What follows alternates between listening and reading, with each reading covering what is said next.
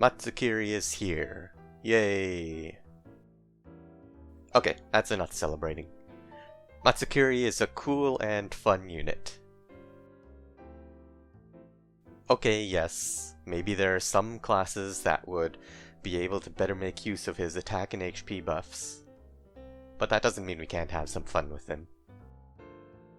Fortress Defenders immediately came to mind when I saw Matsukiri's kit. But there are no male Fortress Defenders. But we still have Ritualists and Arts Defenders.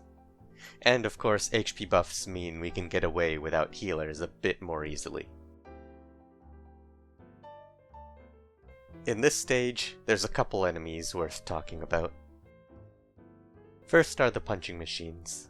The machines are a bit scary since I don't have any good sources of healing. The pachinko machines aren't fast enough to clear out the punching machines on both sides, so I'm forced to dedicate Sand Reckoner to clearing out two machines on the right. The next units of note are the Twirling Ninjas, who are super annoying if you let them wander around, as they will wreak havoc on your ranged units. Thankfully, Hung hard counters these guys with his S1. The only problem becomes the quantity of ninjas, who will quickly overwhelm Hung's block count. I'm forced to use Bobbing's DPS to take out each wave as they arrive. Next to talk about is the boss. Since this run centers around defenders and supporters, DPS is a bit of a luxury for me. Normally when DPS is insufficient, bosses are handled by stalling. However, this boss is specifically designed to be unstallable, as he has a dash ability.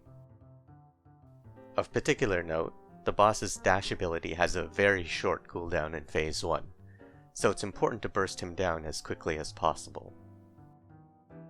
Because of this, I'm forced to scrape as much DPS as I can muster, using weird skills and operators, like Sand Reckoner S1 and Shalem S1.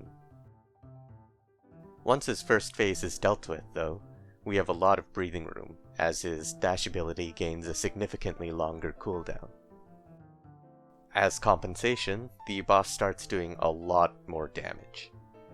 He also starts putting devices in the deployment zone, which boost his damage output until you use them.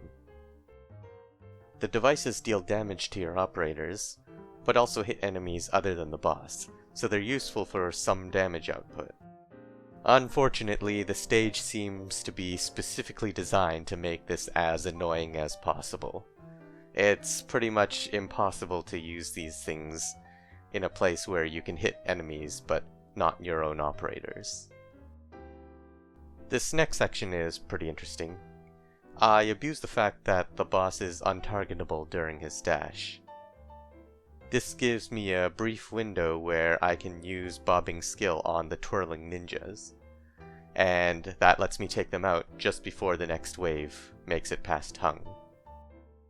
The last enemy to mention is the mini-boss, who is also countered pretty hard by Hung. Her attacks deal 2 hits each, meaning she also activates Hung's S1 fast enough to out-heal her damage. With the mini-boss stalled by Hung and the other enemies gone, it comes down to dealing as much damage as possible to the boss before he makes it to the blue box. Once he's down, the stage is essentially done. And that's all I have to say about this clear. Thanks for watching.